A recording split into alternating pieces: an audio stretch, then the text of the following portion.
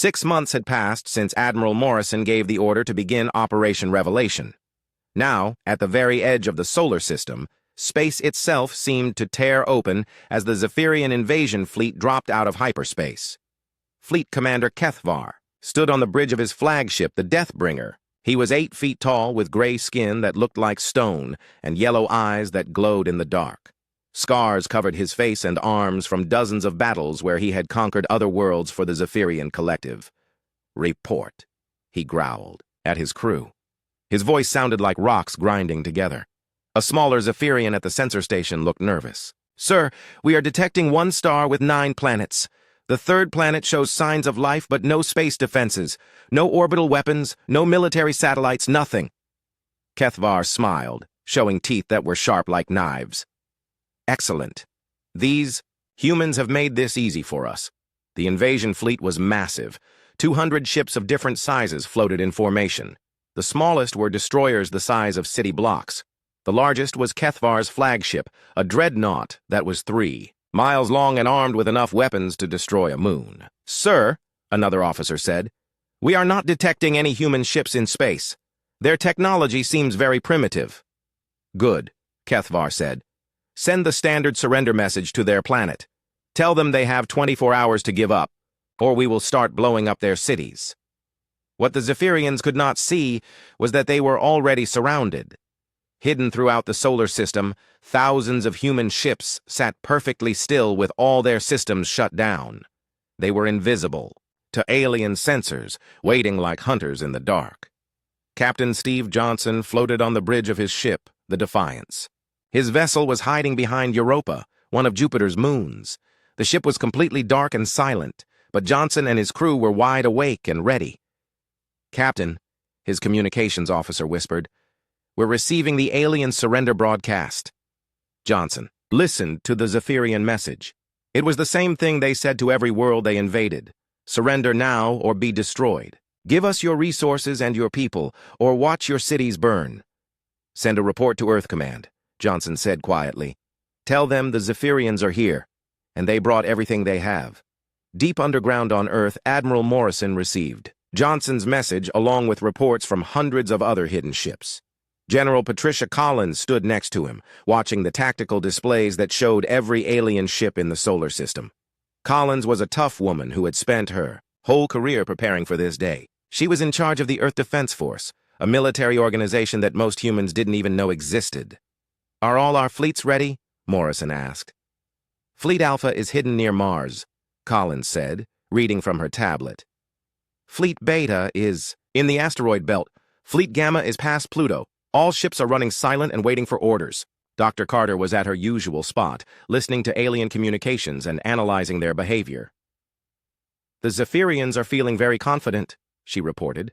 "They think this will be the easiest conquest they've ever had." Morrison activated the global communication system. His voice would now reach every human military commander on Earth, Mars, the moon bases, and all the hidden ships in space. "This is Admiral Morrison, speaking to all Earth Defense Force personnel. The moment we have prepared for our entire lives is here. In 24 hours, we will show the galaxy what humans are really capable of. Remember your training. Trust your equipment. Protect your fellow humans. Make Earth proud." On Mars, Commander Bill Santos was busy evacuating civilians from the surface colonies. Families packed their belongings and moved into underground shelters that had been built for this exact situation. The shelters were deep and strong, designed to protect people even if the planet was attacked. "Why do we have to hide, Daddy?" a little girl asked her father as they walked down the tunnel to the shelter. "We're not hiding, sweetheart," the father said. "We're getting out of the way so the good guys can do their job." Nancy Wright was helping organize the evacuation. She was a civilian coordinator who had volunteered to help families during the crisis. "Don't worry," she told the children. "Your parents and the Space Navy are about to do something amazing." Santos knew what she meant. Hidden all over Mars were weapons and ships that the aliens had no idea existed. When the time came, Mars would not be a helpless target. It would be a fortress. In the asteroid belt, Captain Alex Turner waited on his ship, the Retribution. His vessel was hiding inside a hollowed-out asteroid that humans had been working on for 50 years. From the outside, It looked like just another rock floating in space. Inside, it was a fully armed warship. "Captain," his tactical officer said, "we're getting the final countdown from Earth Command." Turner nodded. He had been waiting for this moment since he joined the Space Navy 15 years ago. "All hands, prepare for combat operations. In 1 hour, we stop hiding and start fighting." Throughout the solar system, similar conversations were happening on hundreds of ships. Human crews who had trained in secret for decades were finally going to reveal themselves to the galaxy. Back on Earth, Morrison looked at the countdown timer on his main screen. 23 hours and 55 minutes until the Zephyrian deadline. But humans were not going to wait that long. "Lisa," he said to Dr. Carter, "what's the alien fleet doing right now?" "They're moving slowly toward Earth," she replied. "They think they have all the time in the world. They're probably planning to destroy one of our outer colonies first, just to show how powerful they are." "General Collins," Morrison said, "give the order to all fleets. In exactly 1 hour, every human ship decloaks at the same time. Let's introduce ourselves properly." Collins smiled as she sent the message. "All fleets, this is Earth Command. Operation Revelation Phase 2 begins in 60 minutes. Decloak simultaneously and surround the enemy. Show them what we've built." The hour passed slowly on every human ship. Crews checked their weapons and practiced their battle formations one last time. Parents kissed pictures of their children. Soldiers said prayers to whatever gods they believed in. Everyone knew that in a few minutes, human history would change forever. When the timer reached 0, space around the Zephyrian fleet suddenly exploded with light. One by one, then dozens at a time, then hundreds all at once, human warships appeared out of nowhere. They had been invisible, but now they blazed like new stars. The aliens found themselves surrounded by a perfect sphere of human ships. Above them, below them, on all sides, sleek warships pointed their weapons at the invasion fleet. Kethvar stared at his sensor displays in shock. A few seconds ago, space had been empty. Now his fleet was trapped in the middle of 1,000 enemy ships. "How is this possible?" he whispered. The great hall of the Galactic Council stretched out like a small city. Hundreds of beings from different worlds sat in floating chairs that moved through the air. Some had blue skin with tentacles for arms. Others looked like giant insects with shiny shells. A few were made of what seemed like living crystal that sparkled when light hit them. Ambassador Zixathera stood at the center of the hall. Her body was tall and thin, made of clear crystal that changed colors when she was angry or excited. Right now it was flashing red. She had been talking about the same problem for the past hour, and everyone could see she was getting mad. "This is crazy," she said, her voice coming through speakers that turned her words into every language in the galaxy. "We have sent messages to Earth for 237 years. Every single time they say thank you, but no thank you." The bug-like creature from Kepler 442b made clicking sounds with his mouth. His name was Clicktar, and he was known for being very direct. "My people have tried to talk to them 17 times. The humans are always polite. They answer our calls, but they never want to meet us face to face." Another voice came from the back of the hall. It belonged to a being that looked like a floating ball of gas with eyes. "Maybe they are afraid of us," it suggested. Zixthara's crystal body flashed brighter red. "Afraid? We have offered them everything. Trade deals that would make them rich. Technology that would advance their civilization by thousands of years. Protection from hostile species. They just keep saying no." Far away from the council meeting, deep under the mountains of Earth, Admiral Jake Morrison sat in a room filled with computer screens. The room was so far underground that no one from space could detect it. Thick metal walls blocked all signals from getting in or out unless humans wanted them to. Morrison was a tall man with gray hair and serious eyes. He had been a soldier for most of his life, and now he was in charge of Earth's biggest secret. He watched the Alien Council meeting on one of his screens, listening to every word they said. "They're getting upset," he said to the woman sitting next to him. Dr. Lisa Carter looked up from her computer. She was smaller than Morrison, with short brown hair and glasses that she pushed up her nose when she was thinking hard. "Good," she said. "The madder they get, the less they pay attention to what we're really doing." Carter had been studying the aliens for 20 years. She knew more about their politics, their wars, and their technology than most of them knew about each other. Her job was to find out everything about every species in the galaxy while making sure they learned nothing important about humans. "What's the latest report from our spy ships?" Morrison asked. Carter pulled up another screen. "The Zephyrian Collective is still expanding. They took over 2 more star systems last month. The Valonians are worried about their trade routes, and the Andromedans are building bigger weapons." Morrison nodded. This was exactly what they had expected. The galaxy was not a peaceful place. Strong species picked on weak ones. Aggressive empires conquered anyone they could beat. The only law was having enough power to protect yourself. "Admiral," a new voice said.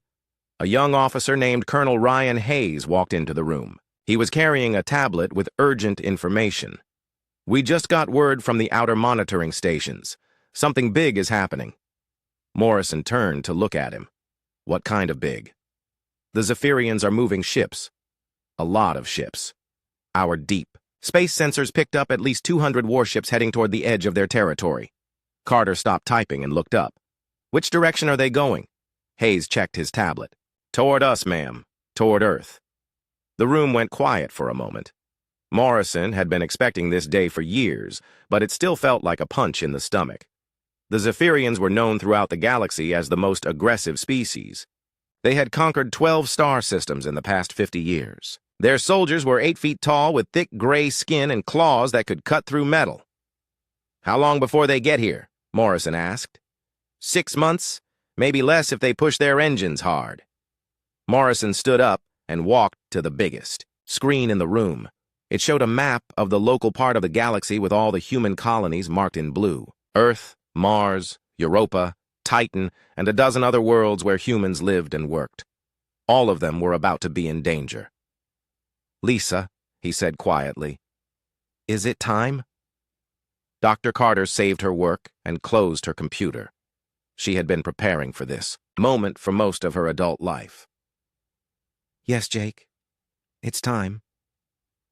Morrison walked to a special communication panel that could reach every human base in the solar system and beyond. When he pressed the button, his voice would be heard by millions of people who had been waiting for this day. "All stations, all ships, all bases," he said into the microphone. "This is Admiral Morrison with authorization code Alpha 77. Operation Revelation is now active. Repeat, Operation Revelation is now active." Across the solar system, humans, who had been living normal lives, suddenly stopped what they were doing. On Mars, farmers put down their tools and reported to hidden military bases. On Europa, ice miners climbed into spaceships that looked like cargo haulers, but were actually warships in disguise. Around Jupiter, space stations that seemed to be mining operations opened up to reveal massive weapons. For over 200 years, while the galaxy thought humans were primitive and weak, they had been preparing for war. Every human colony had secret defenses. Every human ship had hidden weapons. Every human citizen was trained for combat. The aliens had made a big mistake. They thought that because humans didn't want to join their council, humans were not worth worrying about. They were about to learn how wrong they were. Back in the underground command center, Morrison watched as reports came in from across human space. Thousands of ships were moving into position. Weapons that had been tested in secret for decades were being powered up. Soldiers who had trained their whole lives for this moment were getting ready for battle. "The Zephyrians think they're going to conquer a defenseless planet," Morrison said to Carter. She smiled for the first time in months. "They're in for a big surprise." The galaxy was about to meet the real human race, and nothing would ever be the same again. Fleet Commander Kethvar had conquered 12 star systems in his long career. He had faced desperate enemy fleets, fought against impossible odds, and always found a way to win. But he had never seen anything like this. His sensors were showing him ships that should not exist, human vessels that were larger and more advanced than anything in the galactic database. Their hulls were black as space itself, and they seemed to drink in the light from nearby stars instead of reflecting it. "Sir," his tactical officer said, his voice shaking, "I'm reading energy signatures that are off the charts. These ships are powered by something we don't understand." Kethvar looked at the main display screen. The human fleet had appeared in perfect formation around his ships. Not one vessel was out of place. They had moved into position without making a sound, without being detected, and without leaving any trace of how they had gotten there. "How many ships?" he asked. 1,000, sir. Maybe more. They keep appearing on our sensors." On the bridge of the Defiance, Captain Steve Johnson opened a communication channel that would reach every ship in the Zephyrian fleet. His voice was calm and steady, like he was asking someone to pass the salt at dinner. "Zephyrian fleet, this is Captain Johnson of the Earth Defense Force. You are completely surrounded and outgunned. You have 60 seconds to power down your weapons and leave our solar system immediately." Cathvar could not believe what he was hearing. These humans, who were supposed to be primitive and weak, were giving him orders. Him! A fleet commander who had never lost a battle. "Sir," another officer reported, "our deep scans show that their ships are using technology we've never seen before. Their weapons are aimed at us, but we can't tell how powerful they are." On Earth, Admiral Morrison watched the standoff through cameras mounted on human ships throughout the fleet. Dr. Carter sat next to him, monitoring all the alien communications. "Jake," she said, "the Zephyrians are panicking. They're sending emergency messages to their home world, asking for instructions." "What about the rest of the galaxy?" "The Galactic Council just called an emergency meeting. They're getting reports about our fleet from their monitoring stations. They're trying to figure out where all these ships came from." General Collins looked up from her tactical display. "The Zephyrian flagship is powering up its main weapons. They're thinking about fighting." Morrison's expression became hard as stone. "Send a message to Captain Turner. Show them what happens when they point. Guns at Earth. In the asteroid belt, Captain Alex Turner received his orders on the Retribution. His ship had been hiding inside an asteroid for months, but now it was time to move. Turner gave a command to his crew, and the massive warship slid out of its hiding place like a sword being drawn from its sheath. The Retribution was one of humanity's newest and most powerful ships. It was 2 miles long and armed with weapons that could crack a planet in half. But more impressive than its size was its speed. When Kethvar's flagship began charging its weapons, the Retribution moved faster than anything the aliens had ever seen. One second it was thousands of miles away. The next second it was floating directly in front of the Zephyrian dreadnought, so close that the alien crew could see into its bridge windows. "Zephyrian commander," Turner said over the radio, "that was your only warning." The Retribution fired a single beam of bright blue energy. The beam was perfectly controlled and incredibly precise. It hit the Zephyrian flagship's main weapon and completely destroyed it without harming anything else on the ship. No one was killed, no one was even injured. But the alien's biggest gun was now a pile of melted metal. Kethvar stared at the place where his main weapon used to be. The human ship had moved faster than his sensors could track and fired with accuracy that seemed impossible. They could have destroyed his entire ship, but they had chosen to only disable his weapons. "Sir," his navigation officer whispered, "what do we do?" For the first time in his career, Kethvar did not know the answer. He was facing an enemy that was clearly superior in every way. Their ships were faster, their weapons were more powerful, and their technology was beyond anything his people had ever developed. But more than that, they had shown restraint. They could have destroyed his entire fleet in the first few seconds of the battle, but they had chosen not to. They were giving him a chance to retreat with honor. "Send a message to all ships," he finally said. "We are withdrawing from this system immediately." The Zephyrian fleet began to turn around, moving away from Earth as quickly as their engines could carry them. As they left, the human ships maintained their perfect formation, watching but not pursuing. Captain Johnson opened another communication channel, this time broadcasting to the entire galaxy. "This is the Earth Defense Force. Any species considering hostile action against Earth or its colonies should remember what happened here today. We prefer peace, but we are prepared for war." On the space station where the Galactic Council met, Ambassador Zixthara stood before the emergency assembly. Her crystal body was flashing colors so quickly that it looked like a disco ball. "The humans have revealed a fleet that could defeat our entire alliance," she announced. "Their technology surpasses our most advanced civilizations. How is this possible?" Click-Tar, the insect-like delegate from Kepler 442b, made nervous clicking sounds. "Our monitoring stations detected energy readings that don't match anything in our databases. These ships operate on principles we don't understand."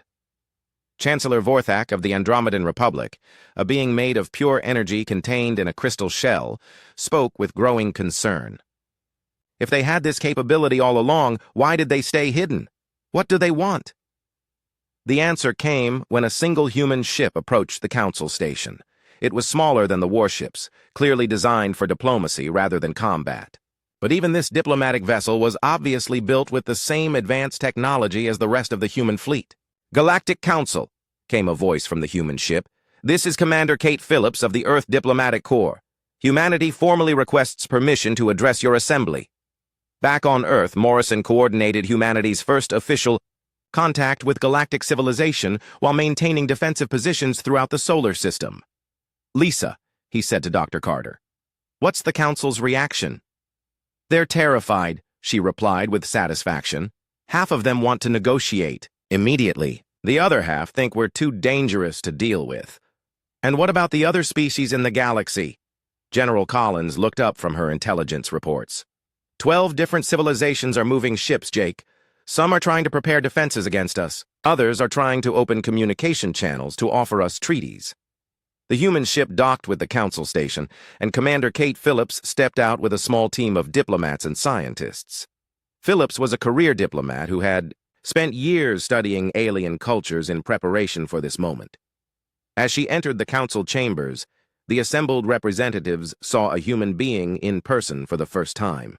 Phillips walked with confidence, showing no fear despite being surrounded by creatures from across the galaxy. "Honorable members of the Galactic Council," Phillips said, her words automatically translated into dozens of alien languages, "humanity appreciates this opportunity to finally meet our galactic neighbors." Zix Thera could barely control her anxiety. "Commander Phillips, your species ignored our invitations for over 2 centuries. Now you arrive with a fleet that could conquer half the galaxy. What do you want from us?" Phillips smiled calmly. "We want what we've always wanted. To be left alone to live our lives in peace. But we've learned that in this galaxy, peace only comes to those who are strong enough to defend it." The council chamber fell silent. Everyone understood what she was saying. Humanity had not emerged to conquer or to rule. They had emerged to make sure that no one could conquer or rule them. The balance of power in the galaxy had just shifted completely, and everyone knew it.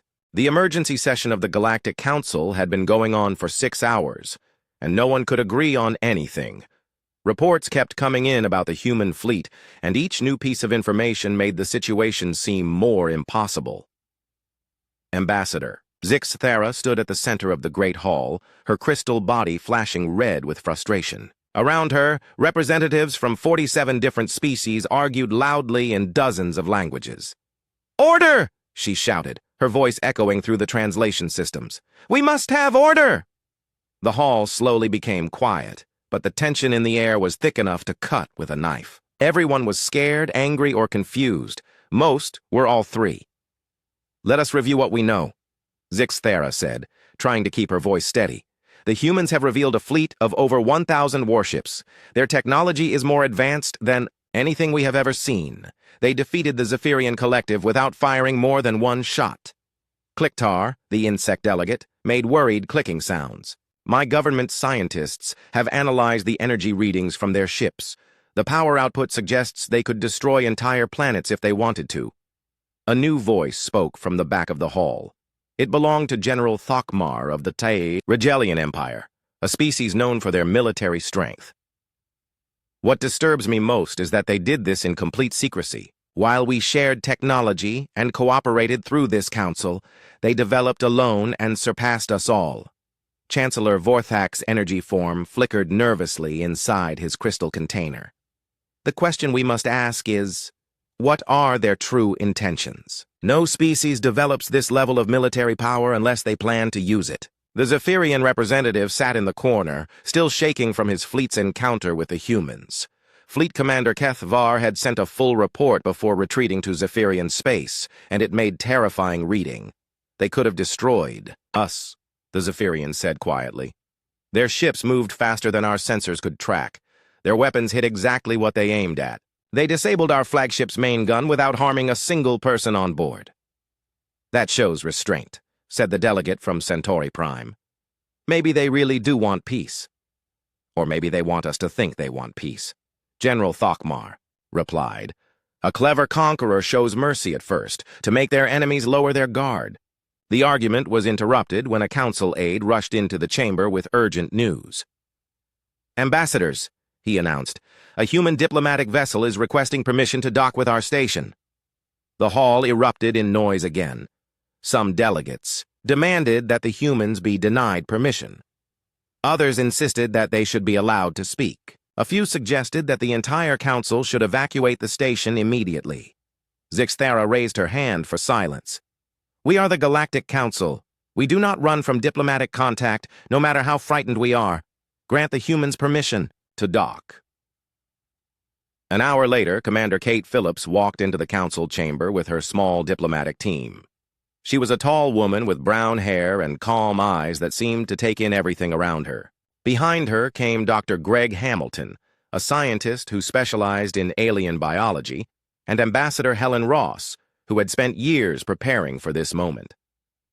As they entered the Great Hall, Phillips looked around at the assembled alien representatives. Some were beautiful, like living jewels. Others were strange beyond human imagination. A few looked like they could eat a person in one bite, but Phillips showed no fear. Honorable members of the Galactic Council, she said, her voice carrying clearly through the translation systems. I am Commander Phillips of the Earth Diplomatic Corps. Thank you for allowing us to address your assembly. The chamber was completely silent. Every being in the hall was staring at the humans, trying to understand what they were dealing with. Zixthara spoke first. Commander Phillips, humanity has ignored our invitations for over 2 centuries. You have developed in secret while the rest of us believed you were primitive.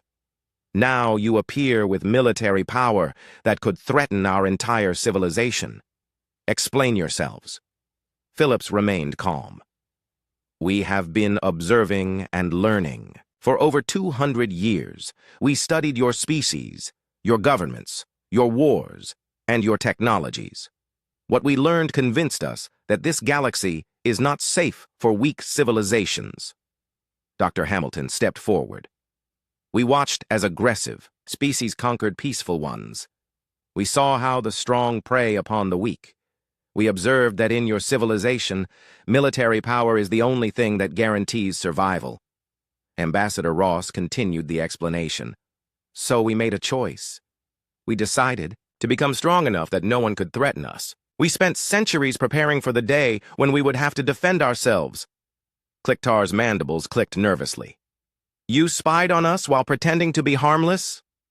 We protected ourselves, Phillips replied firmly. And recent events prove we were right to do so. The Zephyrian Collective tried to invade our solar system based solely on the belief that we were weak and defenseless. The Zephyrian representative shrank in his chair. His people's failed invasion had become the catalyst for humanity's emergence, and he knew that his government would be blamed for the crisis. Back on Earth, Admiral Morrison monitored the diplomatic proceedings while managing humanity's new position in galactic politics. Reports were coming in from all over human space about alien activity. Captain Johnson's voice came through the communication system from his ship near Jupiter. Admiral, we're detecting probe ships from 6 different species trying to scan our outer defenses. Let them look, Morrison replied. Our ships are designed to reveal exactly what we want them to see, and nothing more. Dr. Carter brought additional intelligence to the command center. The galaxy is splitting into factions, Jake. Some species want immediate alliance with us. Others are calling for military action against us. A few are trying to stay neutral. General. Collins studied the political analysis on her screens. They're realizing that everything has changed. We went from being unknown to being the strongest military power in the galaxy in a single day. In the council chamber, the debate continued. Chancellor Vorthak's energy form pulsed with agitation.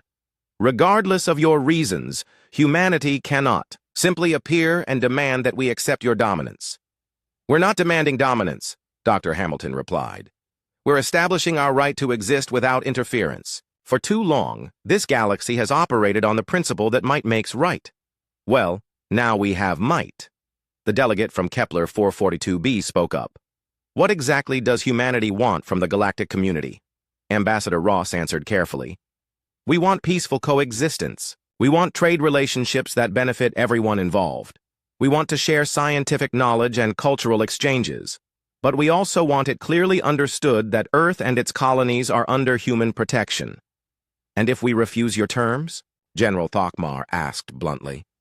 Phillips's answer was delivered with quiet confidence. Then you've seen our fleet. We hope that won't be necessary. The council chamber fell silent again.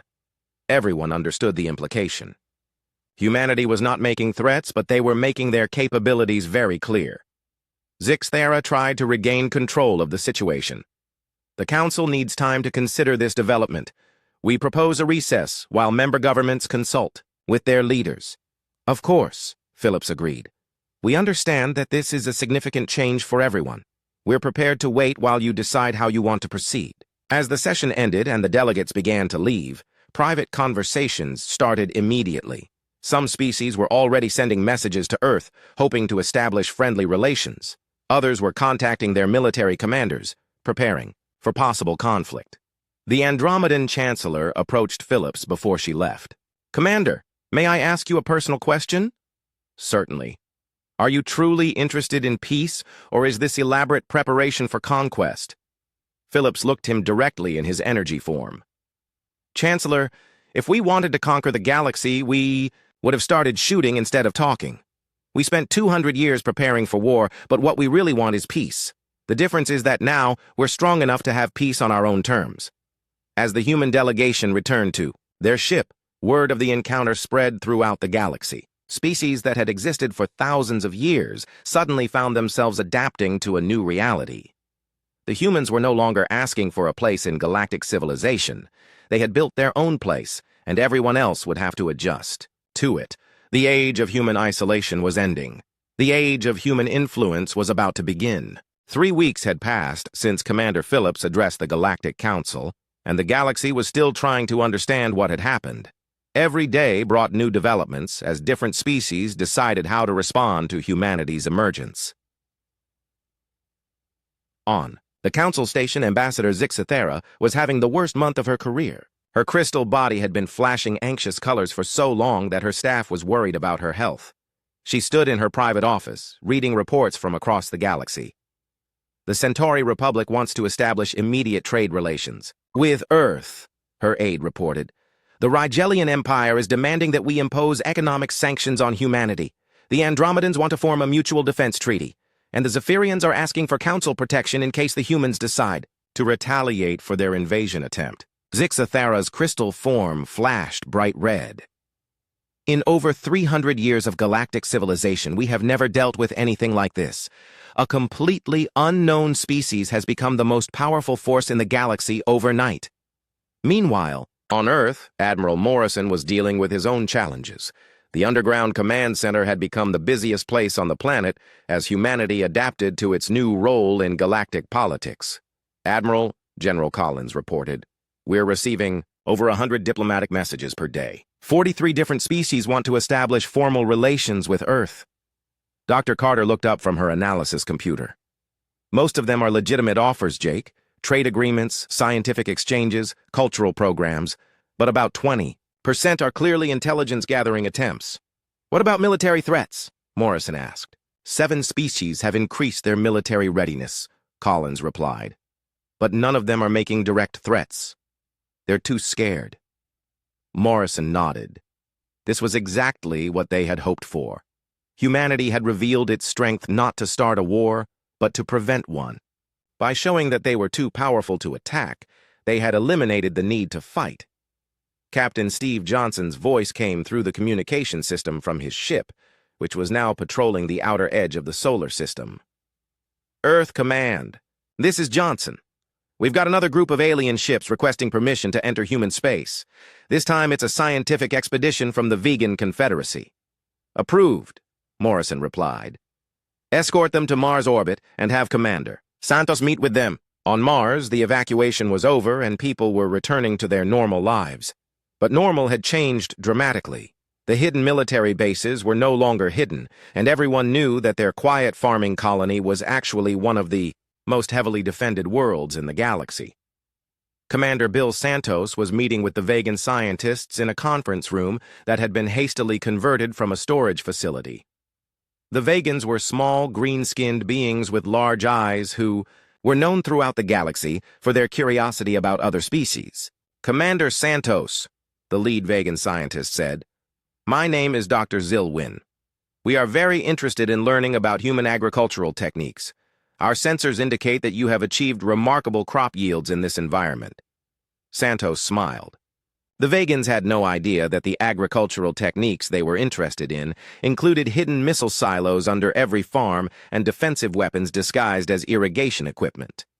"We'd be happy to share our knowledge," Santos replied. "Humanity believes in peaceful cooperation with all species." Back on the council station, a new emergency session was beginning. This time, the atmosphere was different. Instead of panic and confusion, there was a sense of grudging acceptance. The galaxy was starting to adapt to the new reality. Zixathara called the session to order. "Fellow delegates, we are here to discuss formal diplomatic relations with humanity.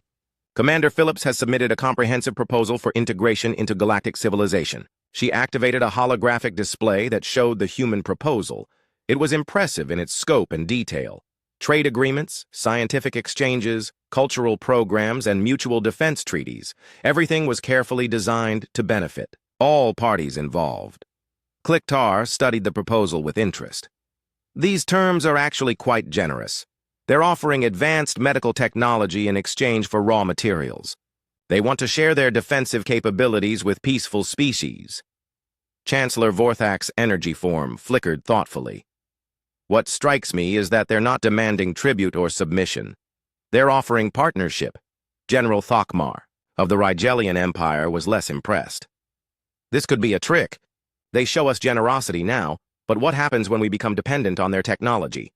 The debate was interrupted when an aide brought urgent news. "Ambassadors, we're receiving reports of Zephyrian fleet movements near the Outer Rim. They appear to be mobilizing for another invasion attempt." The chamber erupted in worried chatter. If the Zephyrians were planning another attack, it could destabilize the entire region. Zixathara was about to call for an emergency military response when her communication panel chimed.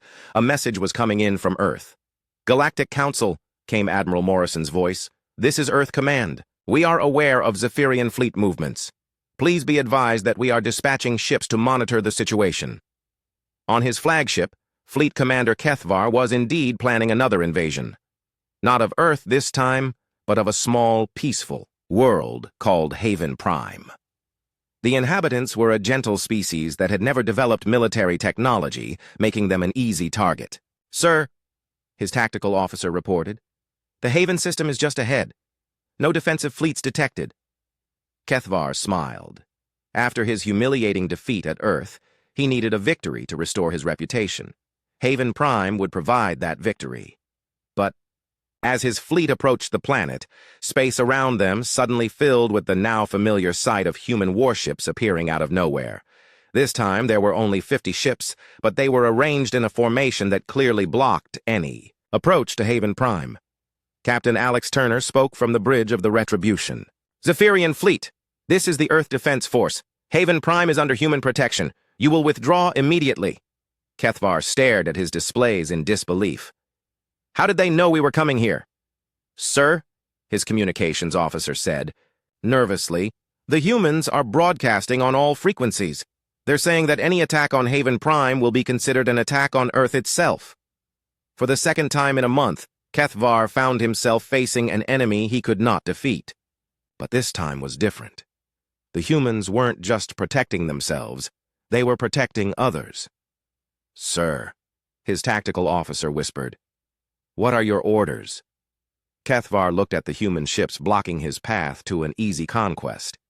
He thought about his government's reaction to another humiliating retreat. He considered the possibility of actually fighting the humans and almost certainly dying in the process. Finally, he made his decision. "Signal the fleet. We're returning home." As the Zephyrian ships turned around and left, the inhabitants of Haven Prime sent grateful messages to the human fleet. They had been saved by a species they had never even met. Back on the council station, news of the Haven Prime incident spread quickly. The human fleet had responded to a threat against a completely different species, one that wasn't even allied with Earth. They're not just protecting themselves, Zixthera said quietly. They're protecting anyone who can't protect themselves. Clicktar's mandibles clicked thoughtfully. Perhaps we have been looking at this wrong. Maybe humanity isn't trying to dominate the galaxy. Maybe they're trying to civilize it. Over the following weeks, more incidents occurred. Human ships appeared, wherever aggressive species threatened peaceful ones. They didn't conquer or occupy, they just made it clear that bullying would no longer be tolerated. Species that had spent centuries living in fear of invasion suddenly found themselves protected by the mysterious humans. Aggressive empires that had built their power on conquering weaker civilizations discovered that their victims now had powerful protectors. On Earth, Admiral Morrison watched reports of these incidents with satisfaction. "Lisa," he said to Dr. Carter, "I think it's working." "What's working?" "Our real plan. We didn't build this fleet just to protect Earth. We built it to change how the galaxy works. For too long, the strong have preyed on the weak. Now the weak have someone on their side." Dr. Carter smiled. "You know, Jake, I think the galaxy is starting to figure that out." Indeed it was. Species across the galaxy were beginning to understand that humanity had not emerged to become another aggressive empire. They had emerged to end the age of aggressive empires. Commander Phillips stood on the bridge of her diplomatic vessel as it approached Earth. She had just completed a successful negotiation with the Andromedan Republic, establishing humanity's first formal alliance with a major galactic power. "Commander," her communications officer said, "we're receiving a priority message from Admiral Morrison." Morrison's voice filled the bridge. "Kate, how did the negotiations go?" "Better than expected, Admiral.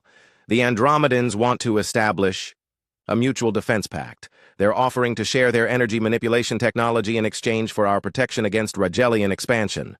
"Excellent. Come home, Kate. We have a lot of work to do."